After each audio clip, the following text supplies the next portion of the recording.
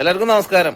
നമ്മളൊരു സ്ഥലം കാണിച്ചു തരാൻ പോവാണ്. അതായത് എല്ലാ ഹൈന്ദവനും അറിഞ്ഞിരിക്കേണ്ട ഒരു കാര്യമാണ് ഇന്നിപ്പോ നമ്മൾ കാണിക്കാൻ പോകുന്ന സ്ഥലവും അവിടെ നടക്കാൻ പോകുന്ന കാര്യങ്ങളും. അപ്പൊ എന്ത് നല്ല കാര്യം നടക്കുമ്പോഴും ഒരു നമ്മൾ എന്താ പറയാ തീർത്ഥം തെളിച്ചിട്ടാണ് നടക്കാറ്. എന്ന് പറയുന്ന പോലെ ഇന്ന് ചെറിയൊരു ചാറ്റൽ മഴയുണ്ട്. അത് ശുഭസൂചകമായിട്ട് കാണുന്നു. ബാക്കി നമുക്ക് അവിടുന്ന് കാണാം. മലപ്പുറത്ത് തിരുനാവായ ക്ഷേത്രത്തിൽ കുംഭമേള നടക്കാൻ പോണ കാര്യം എത്ര ഹൈന്ദവ വിശ്വാസികൾക്ക് അറിയാം? എന്നാ അവിടെ കുംഭമേള നടക്കാൻ പോവാണ്. അതിന്റെ coordination general secretary Ravinath G നിങ്ങളോട് സംസാരിക്കുന്നുണ്ട്. ഇത് മറ്റുള്ളവരിലേക്ക് നമ്മൾ എത്തിക്കണം. കാര്യം ഇതറിയാത്ത ഒരുപാട് ഹൈന്ദവ വിശ്വാസികളുണ്ട്. അപ്പൊ മാക്സിമം ഈ വീഡിയോ ഒന്ന് ഷെയർ ചെയ്ത് കൊടുക്കുക. അങ്ങനെ അറിയാത്തവരുണ്ടെങ്കിൽ അവരിലേക്ക്.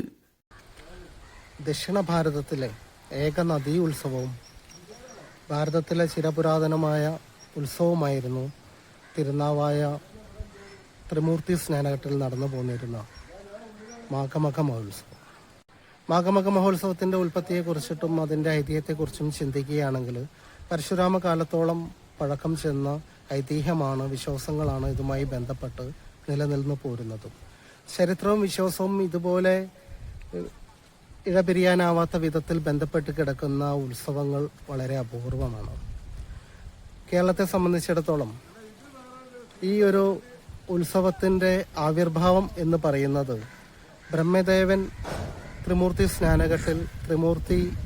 സ്നാനഘട്ടിന്റെ പരിസരങ്ങളിൽ യാഗം ചെയ്തു എന്നുള്ളതാണ് ഹിന്ദുപരമായിട്ടുള്ള ഐതിഹ്യം.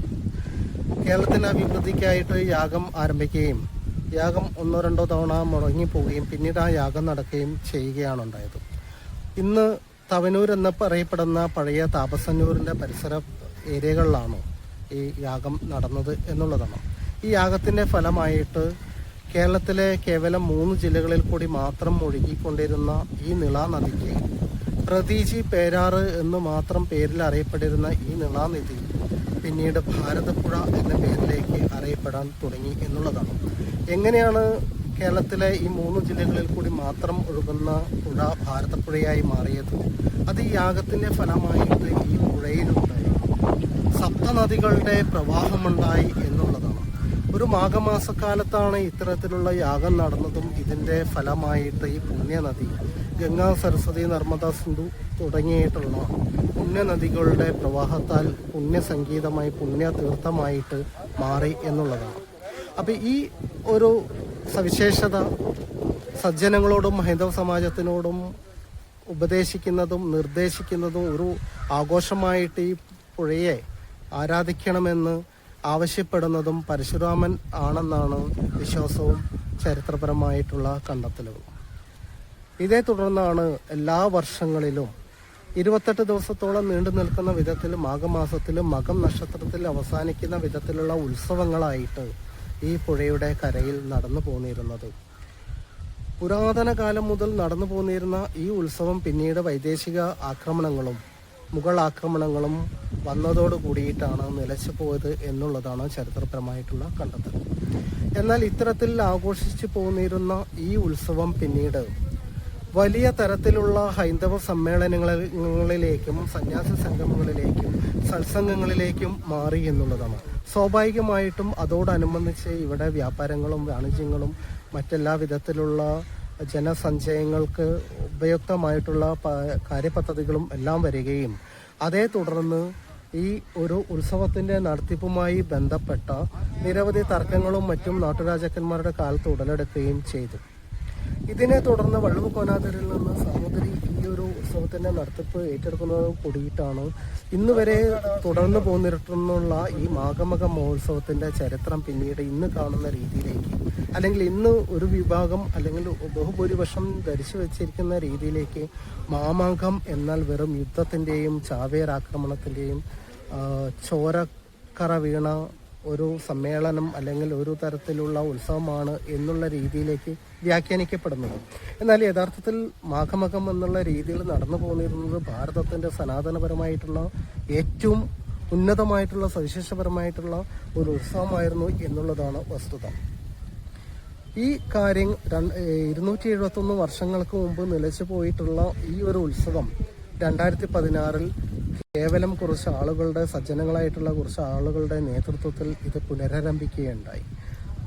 കൊറോണ സമയത്ത് ഇതിൻ്റെ പ്രൗഢി അല്ലെങ്കിൽ ഇതിൻ്റെ 1-2 വർഷം ഇതൊന്ന് നിന്നുപോയെങ്കിൽ പോലും, ഒരു ദിവസത്തെ നിളാരതി മാത്രമായി നിന്നുപോയെങ്കിൽ പോലും 2023 മുതൽ ഇങ്ങോട്ട് ഈ ഒരു ഉത്സവത്തെ, മാഘമക മഹോത്സവമായിട്ടുള്ള ഈ ഒരു ഉത്സവത്തെ ഗംഭീരമായിട്ട് ആഘോഷിക്കുന്ന തരത്തിലേക്ക് ഇവിടെ മാഘമക ആഘോഷ സമിതിയും നമ്മുടെ ശബരിമല മുൻ മേൽശാന്തിയും ശ്രീ നവാമുകുന്ദ ക്ഷേത്ര മേൽശാന്തിയുമായിട്ടുള്ള സുധീർ നമ്പൂതിരിയുടെയൊക്കെ നേതൃത്വത്തിൽ ഞങ്ങൾ ഉൾപ്പെടുന്ന ഒരു മാഘമക ആഘോഷ സമിതി ഉണ്ടാക്കി നമ്മളിത് വളരെ ശക്തമായിട്ട് മുന്നോട്ട് കൊണ്ടുപോവുകയായിരുന്നു. എന്നാൽ കഴിഞ്ഞ വർഷങ്ങളിലെ ഈ ആഘോഷത്തിനിടയിലാണ് നമുക്ക് വളരെ 125 വർഷങ്ങൾക്ക് ശേഷം പ്രയാഗ്രാജിലുണ്ടായ മഹാകുംഭമേളയിൽ നമ്മുടെ ജുന അഖാഡയുടെ പഞ്ചദശനം ജുന അഖാഡയുടെ മഹാമണ്ഡലേശ്വരായിട്ട് മലയാളിയായിട്ടുള്ള സ്വാമി ആനന്ദവനം ഭാരതി മഹാരാജ് അവരോധിക്കപ്പെടുന്നത്. അപ്പോൾ അദ്ദേഹമായി നമ്മൾ ബന്ധപ്പെടുകയും സംസാരിക്കുകയും ഇത്തരത്തിലുള്ള കാര്യങ്ങൾ അദ്ദേഹത്തിൻ്റെ ശ്രദ്ധയിലേക്ക് ഉൾപ്പെടുത്തുകയും ചെയ്തതോട് കൂടിയിട്ടാണ് വളരെ മൺമറഞ്ഞു പോയിരുന്ന കേരളത്തിൻ്റെ ഒരു കുംഭമേള തന്നെയാണ് ഈ ഒരു ഭാരതപ്പുഴയുടെ തീരങ്ങളിൽ നടന്നിരുന്നത് എന്നും അത് അതിവിശേഷങ്ങളാണ് എന്നും അത് നമുക്ക് പുനരാരംഭിക്കേണ്ടതുണ്ട് എന്നുള്ളതും ബോധ്യമാവുന്നത്.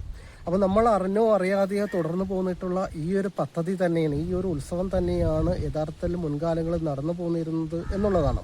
അപ്പോൾ അതിനൊരു നിയോഗം പോലെ അദ്ദേഹം കൂടി എത്തിച്ചേർന്നതോട് കൂടിയിട്ടാണ് ഇത് ഇന്ന് കാണുന്ന രീതിയിലേക്കുള്ള വിശാലമായ ഒരു അർത്ഥത്തിലേക്ക് ഒരു ഉത്സവമായിട്ട് കേരള കുംഭമേളയായിട്ടും മാറുന്നത്.